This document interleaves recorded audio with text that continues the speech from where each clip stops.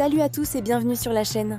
Aujourd'hui, on va se pencher sur un problème qui a l'air tout simple, mais qui est la clé pour comprendre des tas de situations mathématiques et surtout pour ne pas se tromper en faisant ses courses. C'est une énigme de proportionnalité, un concept super important que vous rencontrez tous les jours sans même y penser. Alors, accrochez-vous, on va décortiquer ça ensemble, étape par étape. Imaginez que vous êtes dans un magasin, rayon gourmandise. Vous tombez sur une tablette de chocolat qui vous fait de l'œil et elle coûte 1,50 €. C'est un prix raisonnable, non? Mais voilà, vous êtes très gourmand ou peut-être que vous avez des amis qui arrivent ce soir. Une seule tablette, ça ne va pas suffire. Vous décidez d'en acheter 6. La grande question est donc la suivante. Combien allez-vous payer en tout pour ces 6 tablettes de chocolat? Prenez une petite seconde pour réfléchir. Je sais, ça peut paraître évident pour certains, mais l'important ici, ce n'est pas juste de trouver le bon chiffre. C'est de comprendre pourquoi et comment on y arrive.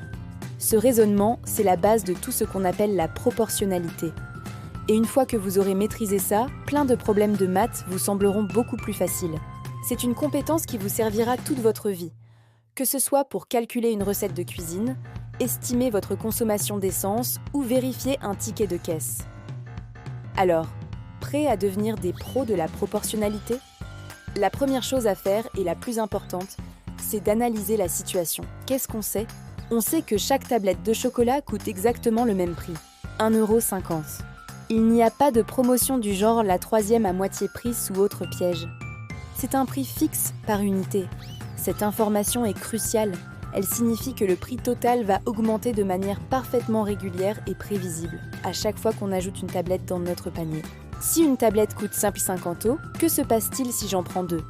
Eh bien, je vais payer 1,50 € pour la première et encore 15,50 € pour la seconde. Le prix total sera donc le prix d'une tablette, multiplié par 2.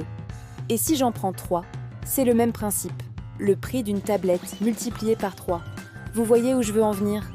On a une relation directe et constante entre le nombre de tablettes et le prix total. C'est exactement ça, une situation de proportionnalité. Deux grandeurs, ici le nombre de tablettes et le prix, sont liées de telle façon que si l'une est multipliée par un nombre, l'autre l'est aussi. Maintenant qu'on a bien compris ça, revenons à notre question. Combien pour 6 tablettes? Puisqu'on est dans une situation de proportionnalité, la logique est simple et implacable. Pour trouver le prix total, il suffit de prendre le prix d'une seule tablette et de le multiplier par le nombre total de tablettes que l'on souhaite acheter. Dans notre cas, c'est donc 1,50 € multiplié par 6. Allez, on fait le calcul ensemble. On peut le poser de plusieurs manières. Par exemple, 1 € x 6, ça fait 6 €. Et 50 centimes x 6, ça fait 300 centimes, c'est-à-dire 3 €. On additionne les deux. 6 € plus 3 €, ça nous donne 9 €.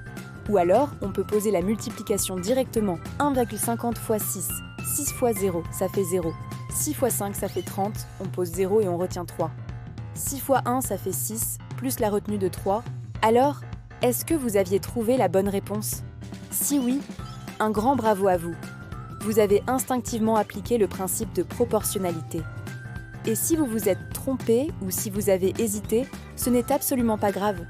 Le plus important, c'est d'avoir suivi le raisonnement et de l'avoir compris. En mathématiques, comprendre le pourquoi est bien plus puissant que d'apprendre des formules par cœur sans savoir à quoi elles servent. Reconnaître une situation de proportionnalité, c'est la compétence clé qui rend le calcul évident. Ce petit exercice tout simple est une excellente introduction. Il pose les bases. Si cette explication claire et détaillée vous a plu et vous a aidé à mieux comprendre, n'hésitez pas à laisser un gros pouce bleu sous la vidéo. Ça nous aide énormément. Et surtout, abonnez-vous à la chaîne et activez la petite cloche pour ne manquer aucune de nos futures énigmes mathématiques. Alors restez connectés, merci d'avoir regardé et à très vite pour de nouvelles aventures.